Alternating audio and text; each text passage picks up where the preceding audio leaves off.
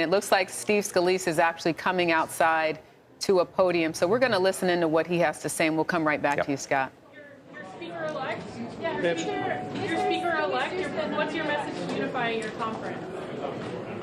First, I want to thank my House Republican colleagues for just designating me as the Speaker. Obviously, we still have work to do. We're going to have to go upstairs on the House floor and resolve this and then get the House opened again. We have a lot of work to do, not just in the House for the people of this country, but we see how dangerous of a world it is and how things can change so quickly. We need to make sure we're sending a message to people all throughout the world that the House is open and doing the people's business, making sure that we're unequivocally standing in our first resolution that we pass under Speaker Steve Scalise will be to make it clear that we stand with Israel. The McCall-Meeks resolution will be our first order of business. But obviously, there's a lot more work to do. The conversations we've been having with my colleagues over the last few days leading up to this show that there's a resolve that we need to get back to work. There's a lot of business to take care of. Families are struggling across this country. We passed a lot of legislation to help families get back on track, to address our border crisis, to get our economy moving again, to address the spending in Washington that's driving inflation, high energy costs. All of those bills that we've passed and that we're going to continue to pass that are sitting over in the Senate need to be taken up. We've passed over 70% of the bills to fund the government, dealing with appropriations and setting the priorities of this nation's spending, and the Senate has taken up zero. The Senate has to start doing their work. And by the way, in that legislation, including the State and Foreign Ops Bill, the Defense Appropriations Bill, includes funding for Israel, things like Iron Dome, precision-guided missiles, things that could be used today to help them in this war. So there is a lot to do. I'm also going to be calling on President Biden to sit down and talk about the crisis at the border. As we have an open southern border, and we've seen millions come in the last few years, including people on the terrorist watch list from all over the world.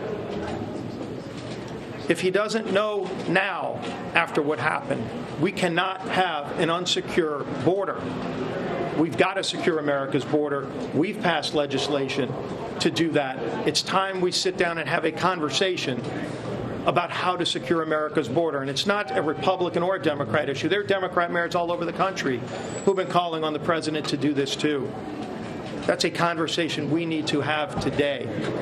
There's a lot of busy work to do, a lot of important work to do on behalf of people who are struggling, not only here in America, but who are concerned all around the world.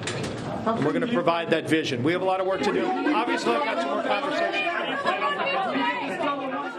All right, we're going to go back to Scott MacFarlane. I'm not sure if you heard everything there, but we just heard from Steve Scalise. He was asked at the very beginning, what is the message to unifying the conference? And he basically started off saying we still have a lot of work to do and quickly moved to acknowledge Israel. He talked about McCall-Meeks resolution. Interestingly enough, Congressman McCall will actually be on America Decides with Major Garrett tonight. And Gregory Meeks is who he was referring to, the congressman out of New York, who I actually saw 2 days ago at a protest in support for Israel. I want to go, though, again, back to Scott MacFarlane. I'm not sure if you heard all of that, but if you could just speak about what's next and where we go from here now that we at least have a nomination. Yeah, I sure did. What you couldn't see on camera there was the Longworth House office building first floor where this vote was happening behind closed doors. And it was so secretive and they were so concerned about leaks. They made members of Congress check their phones at the door and do this by secret ballot. Steve Scalise emerges, declares victory, and mentions the urgency with which the House must reopen, referencing Israel, the need to have a resolution denouncing the attack and potentially queuing up some aid, potentially aid to pay for more munitions for Israel. That urgency was part of the argument he was making to unify the conference, come together, elect a speaker, and get moving again. but it's not clear he's unified the conference. I talked to several members of the House as they emerged from this meeting, including a couple supporters of Jim Jordan who said they don't know what's going to happen when they open the House floor and have this vote. They know it could happen as early as late this afternoon. And what happens next could be in the hands of a handful of House Republicans. Doesn't that sound familiar? Where you could have a few defectors who can muddle a speaker's vote. And if there's any number above 4 House Republicans who choose not to vote for Steve Scalise on the floor for any number of reasons, it means there won't be a House Speaker elected on that ballot. So that's the prospect that faces us as we begin the afternoon here in Washington.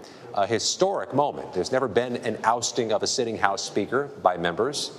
And now there's going to be a replacement vote, which is unpredictable, to put it mildly. You know, Scott, I thought it was interesting to see how Scalise came out and claimed that victory, owned the space, and was acting as though the vote has already happened that made him speaker. We even heard one of the reporters call him speaker-elect. But as you mentioned before we heard from him, he still has a long way to go to make that happen. Not only challenges from Jim Jordan, but right before we went over to Congressman Scalise, you were saying that there's still supporters for McCarthy who are trying to encourage a comeback on his part?